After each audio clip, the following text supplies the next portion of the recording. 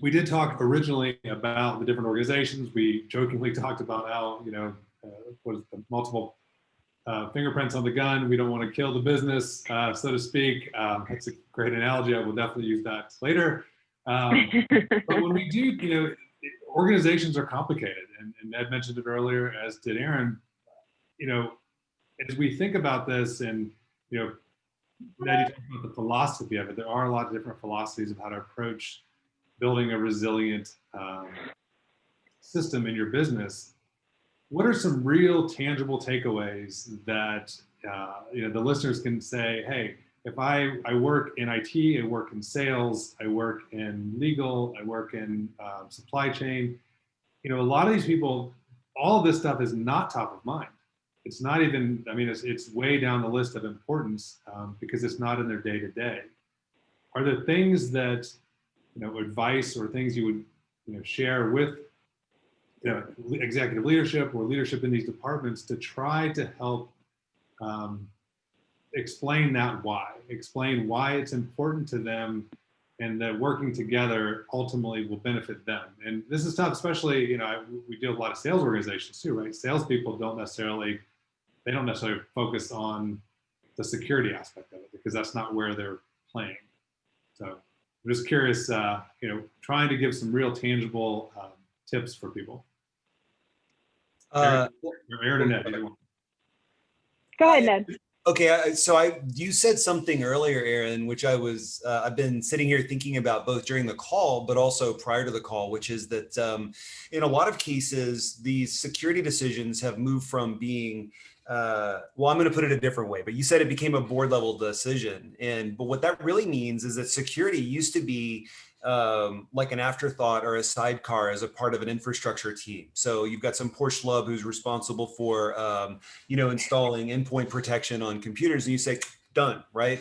And now suddenly, all of these other imperatives that we described have rolled up into having CISOs that report to the board and are peers to, or maybe even superiors to, the infrastructure team. So our customers, especially the larger, more sophisticated ones, are acknowledging this imperative by changing their organization to match up against it. So all of the people that interact with those companies need to be cognizant and especially aware of what the priorities are and the imperatives of these companies. And if they aren't, then they aren't useful, right? We're here to serve our customers and help them achieve our objectives. If they're telling us that their objectives are to have security as a part of everything that they do, whatever they call it, maybe it's resiliency, maybe we stop calling it security, I don't care, right? All of these things, then to serve our customers, we have to be cognizant of it. And so the people that don't are left by the wayside. They end up finding themselves, working at Ned's HVAC shop with the 10 mailboxes as opposed to on something much more sophisticated. So yeah, we're seeing that. This has been actually a lot easier as a driver for us, because you mentioned salespeople are not always cognizant, but my experience has been that people in sales organizations tend to be very attuned to what their customer imperatives are, what their customers' imperatives are. So we're seeing this be, that part has been easier than I would have thought. Aaron, what do you think? So I think, to close things out and, make things I like to close my conversations with our customers with a couple things that will stick in their minds, like the tough customers that don't want to accept that, this is what we have to deal with today. So one of the articles I read that actually you sent mentioned one of them, the 3 Ps, the predict, prioritize, and practice. Like, you have to predict that something is going to happen. You have to prioritize security in your, your infrastructure, your environment, and with your employees, training, things like that. That's huge. And then, you have to practice. You have to put it into practice. You have to implement these things, and you have to test your vulnerable points. And then the 3 I's are huge at Dell: the isolate, immutable, and intelligent. You have to isolate your gold copy data.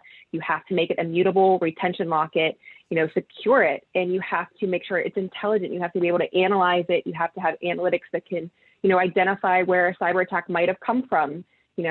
Those are things that we do provide here at Dell. And I'm not saying that, our solution is the only solution, but, a cyber recovery plan is, based on these principles. And, I think the regulators are all saying the same thing. And we have to think about how we're really going to protect ourselves in 2021 and moving forward, because this really is just the beginning. You know, the cyber attacks at the end of the year were more sophisticated than we've seen in a while. And that means that's just what we caught. So there's so much that we haven't caught, and there's so much more that's going to be happening, because they have unlimited funds and the motivation. Whenever your data is worth, you know, its weight in gold, this is what's going to be under attack coming forward. So that's my 2 cents. Ned, as we close things out, do you have any parting thoughts as well? Yeah, I do. So I love the way that Aaron described that whole motion, because it is a much more informative approach than mine, which is go back to basics and have a defense in depth, which is, you know, plan for the known unknowns. I think the one thing, there's sort of 2 things that I want to emphasize. One is that, like, look, we've been securing environments, both physically and against these types of attacks, for decades. And there are some things that we can do that end up allowing us to control for or work with the known unknowns. Like Aaron made a great point. If you've got a golden copy of your data, why have it connected constantly to your network where it might be subject to compromise? So all of these basic, I don't want to call that basic, but these basic philosophical approaches continue to be relevant. That's number one. And then the second thing,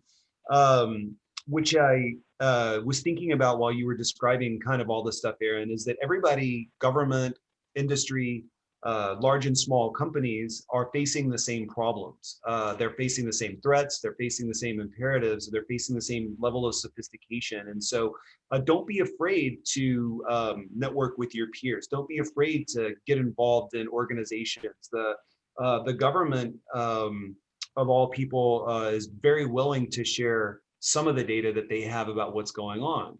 We have a lot. Well, we're very close to the FBI Office for Cybersecurity here in San Diego. We have a bunch of ex-FBI members, and so there's immense collaboration and there's immense willingness to share information back and forth, both from those folks who have all those resources and then your peers in industry. So don't be shy about asking for help. What are people doing and what's worked and what are you thinking about and what have you seen? So I think those 2 things. One is network, understand that you're not alone in this, and 2 is you know, think about the defense in depth, think about best practices that have evolved over years, and none of the imperatives around those have changed, just the pieces that fit into it that may have.